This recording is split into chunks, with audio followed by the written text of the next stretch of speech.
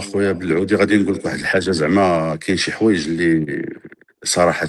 شوف، شباب المحمديه دأب دائما على اجراء الجمعه العامه فندق من الفنادق المصنفه في مدينه المحمديه، بحكم القانون كيقول انه الجمعه العامه ديال الجمعيات خصو يكون في المدينه اللي كاينه فيها الجمعيه. فإلا انه كل شيء كيعرف الوضعيه الماليه ديال الفريق، وكيف الوضعيه كذلك اللي عندنا مع جميع الفنادق اللي كنا عندنا كلهم كما كنقولوا دائما كنتسالونا الفلوس باش نكونوا واضحين. فتقرر اننا نديروا في مقر النادي اللي كيتواجد في الملعب البشير. فالى يوم امس كيقولوا كيصدموني بان كاينه شي منظمه حقوقيه كتجي كتقول لك لا ودي ما عندكمش الحق تستغلوا ملعب البشير باش ديروا فيه الجمع العام. التساؤلات ديالنا كانت واضحه البارح، كنقول لهم فريق مثلا الفريق النسوي هذه السيمانه اللي فاتت كان تعرض لواحد المجزره والضرب والجرح، وزعما راه كلشي ساق لي الخبار في مدينه بركان في مقابله تما. هذه المنظمه الحقوقيه ما دخلاتش، ما جاتش. الفريق كذلك قفلالي ديال البنات تعرض للضرب في الطريق ديال تارودان، تلقاو لي شي وحدين راه الفيديوهات كانوا داروا زعما خرجوا داروا ضجه. هذه المنظمه الحقوقيه ما جاتش. السنه الماضيه مثلا اللاعبين كانوا كيفترشوا الملعب كاين عسويبات وحيت ما مخلصينش، ما جاتش.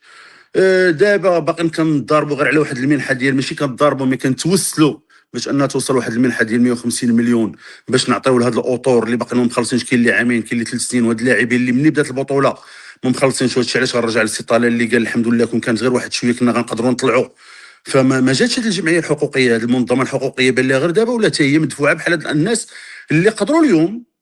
بعض الاشخاص اللي قدروا بحكم اننا حنا كفريق كبير ومرجعي في المغرب وفي المدينه، فطلبنا غير باش اننا نديروا ناض القيل والقال على الملعب. واليوم جمعيه قدروا انهم يمشيو وياخذوا ترخيص من عند نفس الشخص اللي منعنا، حنا بغى يمنعنا البارح من الندوه الصحفيه باش اننا ما نديروش الجمعيه، وعطاهم الترخيص في يومه باش يديروا واحد اللقاء اليوم في الملعب.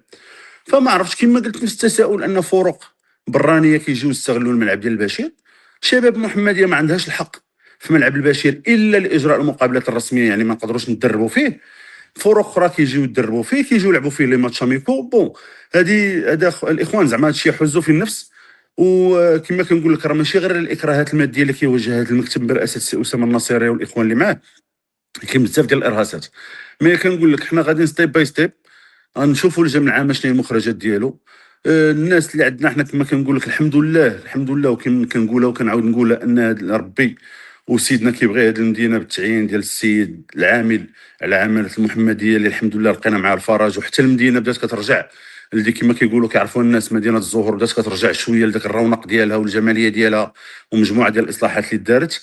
خدمنا فريق الشباب المحمديه يعني واحد الطريف، كنتمنوا انها تكمل الكماله باش على الاقل نرجعوا فريق الشباب المحمديه لذاك الضوء ديالو والتاريخ ديالو اللي خصو يرجع ليه. غير واحد القضية